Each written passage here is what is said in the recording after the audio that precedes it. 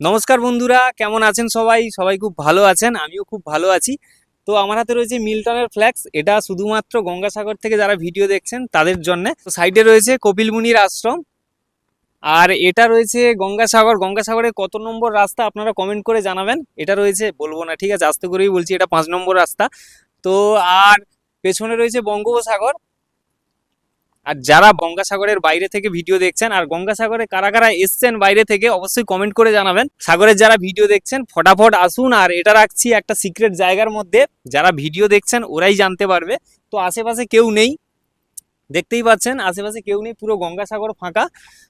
আর সামনে তো বঙ্গোপসাগরের কিছু নদী পাড় ভেঙে গেছে, তো নদী পাড়ের কাজ চলছে, যার জন্য টুরিস্টরা 1 নম্বর রাস্তায় ওদিকটায় যাচ্ছে। তো এটা রয়েছে মিল্টনের, যেটা বলেছিলাম, তো মিল্টনের ফ্ল্যাক্স। তো এটা আমরা লুকিয়ে রাখছি, ঠিক আছে। 5 নম্বর রাস্তা রয়েছে কিন্তু, আর এটা আমরা লুকিয়ে রাখছি এরকম একটা সিক্রেট জায়গার মধ্যে লুকিয়ে রাখছি।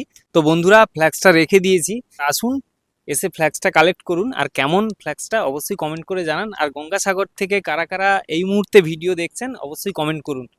থ্যাংক ইউ সো মাচ, ভালো থাকুন, সুস্থ থাকুন।